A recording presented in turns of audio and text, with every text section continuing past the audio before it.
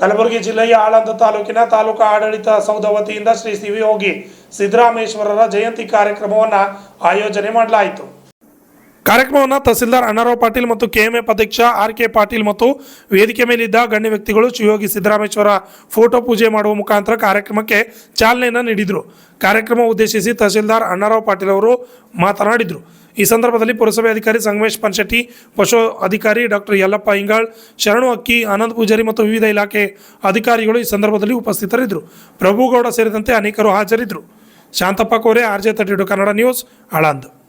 ಜಯಂತಿಗೋಸ್ಕರ ತಾಲೂಕು ಆಡಳಿತ ವತಿಯಿಂದ ಈ ಒಂದು ಕಾರ್ಯಕ್ರಮವನ್ನು ಹಮ್ಮಿಕೊಂಡಿದ್ದೆವು. ತಮಗೆಲ್ಲರಿಗೂ ಈ ಕಾರ್ಯಕ್ರಮದ ಶುಭಾಶಯಗಳನ್ನು ಹೇಳುತ್ತಾ, ಈಗ ತದನಂತರ ವೇದಿಕೆ ಕಾರ್ಯಕ್ರಮ ಇರುತ್ತೆ. ದಯಮಾಡಿ ಎಲ್ಲರೂ ಆ ವೇದಿಕೆ ಕಾರ್ಯಕ್ರಮಕ್ಕೆ ಆಗಮಿಸಬೇಕಂತ ತಾಲೂಕು ಆಡಳಿತದಿಂದ ಕೇಳಿಕೊಳ್ತೇವೆ.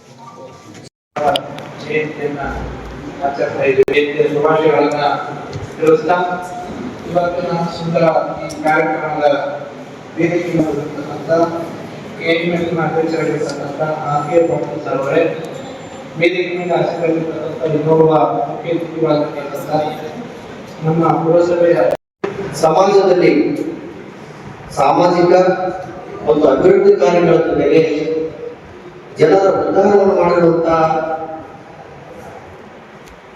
ಏಕೈಕ ಶರಣರು ಅಂದರೆ ಅದು ಸ್ವಂತಲಿಗೆಯ ಸಿದ್ದರಾಮಯ್ಯ. ಮಹಾರಾಷ್ಟ್ರದ ಸ್ವಂತಲಿಗೆಯಲ್ಲಿ ಅಂದರೆ ಇದರ ಸೋಲಾಪುರದಲ್ಲಿ ಮುದ್ದೇಗೌಡ ಹಾಗೂ ಸುಗ್ಗವ್ವಿ ಎಂಬ ದಂಪತಿಗಳಿಗೆ ಹಲವು ವರ್ಷಗಳ ನಂತರ ಜನಿಸಿದ ಮಗುವೇ ಸಿದ್ದರಾಮ.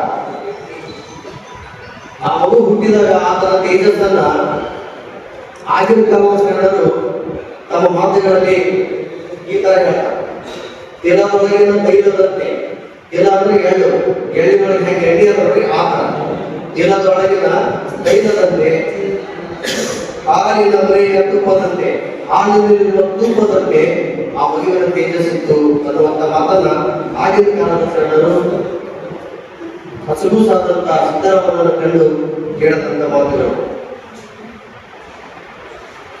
ರೇವಣ್ ಸಿದ್ದರ ಬರದಿಂದ ಹುಟ್ಟಿದಂತ ಸಿದ್ದರಾಮಯ್ಯಗೆ ಅವರ ತಂದೆಯವರಿಗೆ ಹೆಸರು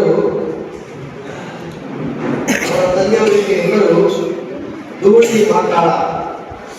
ಧೂಳಿ ಮಾಕಾಳ ಅನ್ನೋದು ಅವರ ಮನೆ ದೈವದ ಹೆಸರು, ಅವರ ಮನೆ ದೇವರ ಹೆಸರು.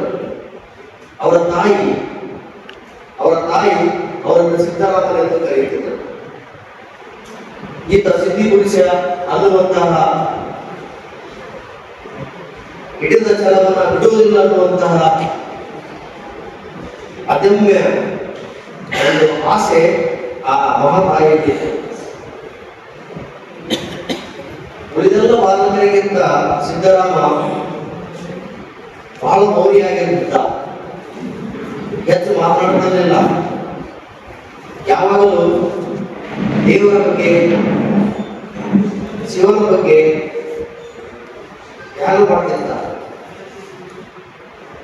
ಈತ ಚಿಕ್ಕವನಿದ್ದಾಗ ದನ ಕಾಯಲು ಈತನ ಕಾಯಕ, ಕುರಿಗಳನ್ನ ಕಾಯಲು ಈತನ ಕಾಯಕ. ತಂದೆ ತಾಯಿಗಳಿಗೆ ಒಂದು ಆತಂಕ ಇತ್ತು, ಯಾಕೋ ನನ್ನ ಮಗು ಹೆಚ್ಚು ಮಾತಾಡ್ತಾ ಇಲ್ಲಲ್ಲ, ಯಾಕೋ ನನ್ನ ಮಗು